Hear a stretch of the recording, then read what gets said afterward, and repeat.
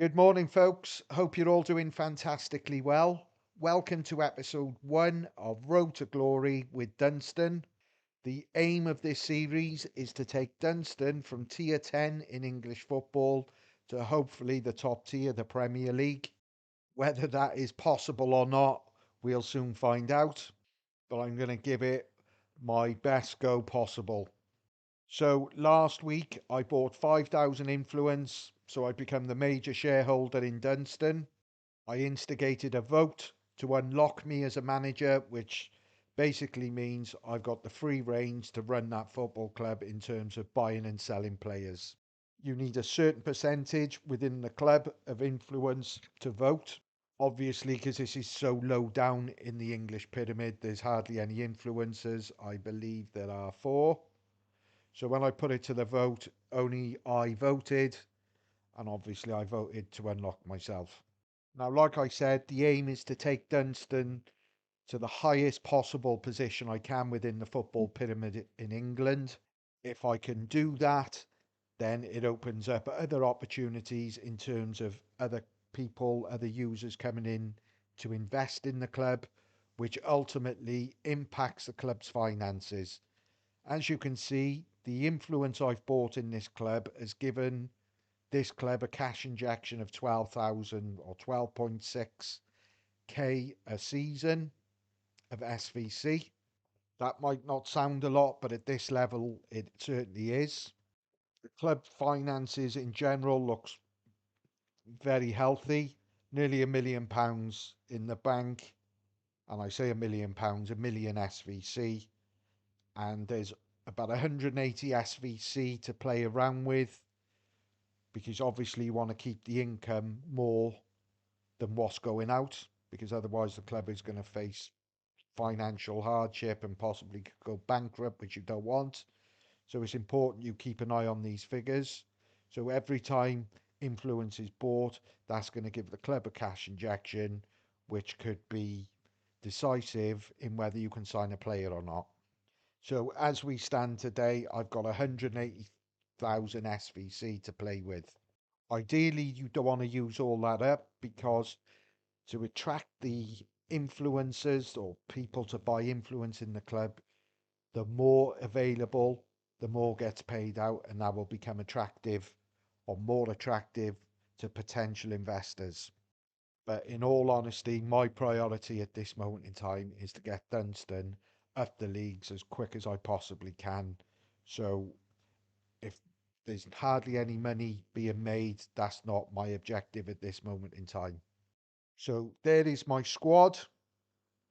Um, I don't really know what I'm doing, if I'm being 100% honest. However, I've spoken to a few good people in the community who've given me some advice. Especially at the lower levels, you want players who can play in multiple positions to cover for injuries, suspensions, etc. And I believe I found a glitch within certain player ratings. Those two top lads, 66 and 65, seem very high to me for this standard of the English pyramid. So it's a glitch I'm going to take full advantage of. And it's one of the reasons I picked Dunston, if I'm being truthful. So until the player ratings are amended, which I will believe is going to be in July, then I'm going to take advantage of it as best as I can.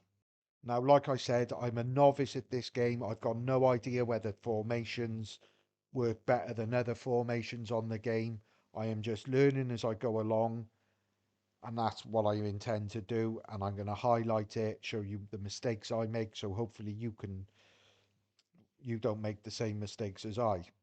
There's the tactics page.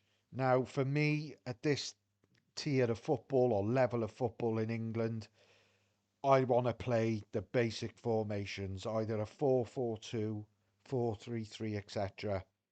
Whether it's got any bearing on the game, I don't believe players at this level of football can understand complex tactics where you're playing ticky-tacky football, all that sort of stuff. They're playing at this level for one reason, because they're not top players. So try and keep it as simple as possible. That's my thought process. Whether I'm right or wrong, we'll soon find out. So I've sorted my squad into positions.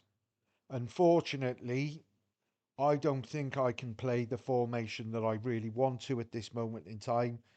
I can, but there would be players playing out of position, which I don't particularly want to do. I would love to play a 4-4-2, but as you can see with this basic spreadsheet I have made, I've got no left or right midfielder. I've got only one centre midfielder, so I would need to try and bring in three players almost immediately to get that formation. It's not as easy as just going out and buying players. It's all done on the transfer market. They're all auctions. They've all got time.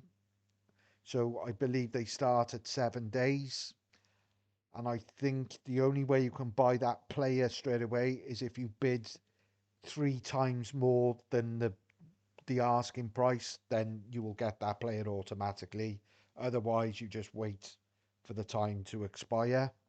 And also at this level of football, I've only got a limited budget, so I can't be going out and spending fortunes on players because they're simply not there and it's not available for me to do that.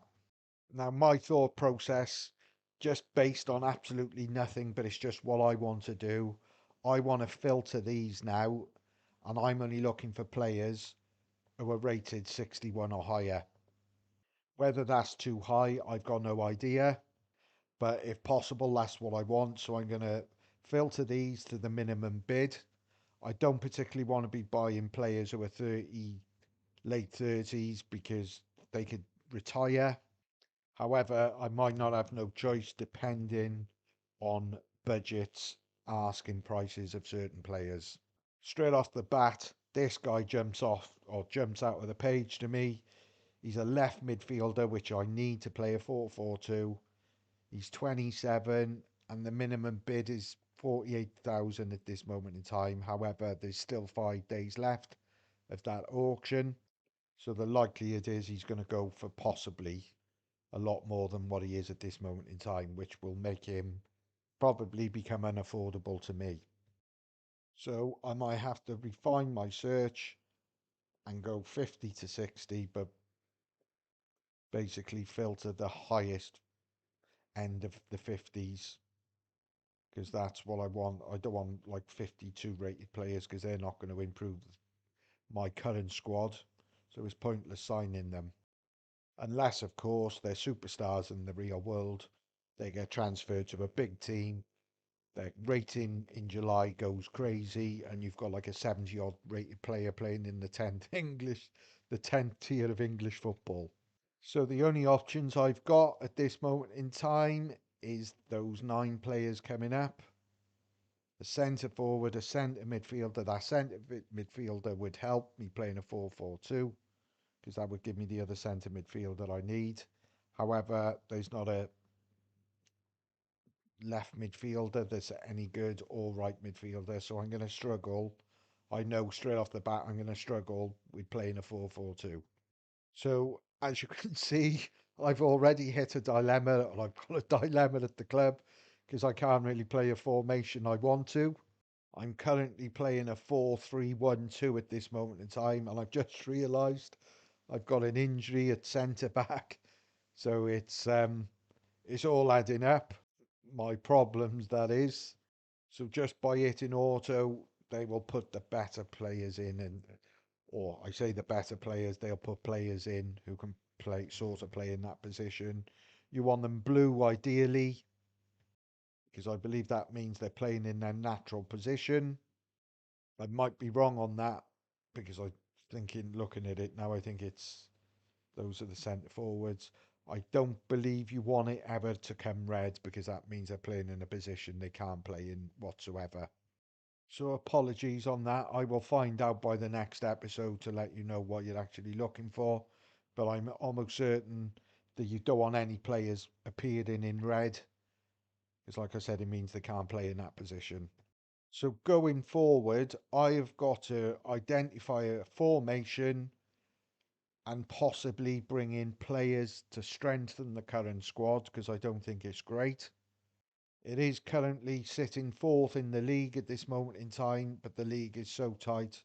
A few losses, then you're going to be down mid-table-ish. Likewise, a few wins, you could be pushing for promotion. The places, I believe the top three go up, and then it's a playoff system.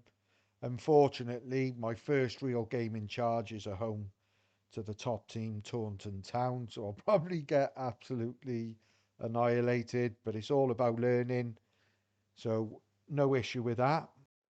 And it's the home game on Saturday, the 25th, sorry, the 8th of March. So hopefully Dunston can pull off a bit of a shock result there. But like I said, going forward, I've got a few options. I could buy more influence in the club. Batch 1, there's 3,750 remaining. So that would cost me $1,570. But that would inject into the club 785 grand, which is absolutely, well, it's a massive amount at that level of football. That would enable, in all likelihood, is to bring in 5 very, very good players.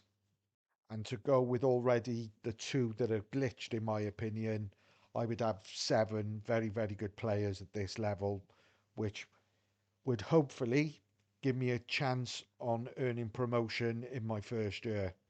Now, obviously, $1,500 is a lot of money. Whether I can afford to do that, that's another question. But it will be something I will look into in buying certainly more influence because I want to get as much money into the club, which will obviously help me in my transfer dealings. There is so much to learn in this game. It is blowing my head, but I'm absolutely loving it, I've got to say. Now, the other thing before I go, I should have mentioned is the free bench. I believe the free bench, you can sign as many of these players as you want. However, their current in-game rating, I don't think is higher than 51. So unless there is a real standout player that is really good in real life, that could get a really good upgrade via the transfer, etc., and performs really well in real life, then I don't really know whether I will be exploring this option as yet. Because, in all honesty, I just want to improve my squad as quick as possible with the highest rated players that I can possibly get my hands on. So that's it for episode 1, guys. Hopefully, by the time episode 2 comes out, I might have signed a player, and even better, get a few wins under my belt as a manager. Because, like I said, it's not really one, or it's not really part of the game that I really want to focus on. But ultimately, it's about making money, um, as well as having fun, in my opinion. And I just believe if you can take or invest a club that is low down and get it promoted on a couple of occasions, so it's gone up to like League 5 in England or Tier 5, then if people start buying into it and influence and shares, etc., then I can see huge returns possibly. So, anyway, guys, thanks very much for watching and see you very soon. Up the Dunston.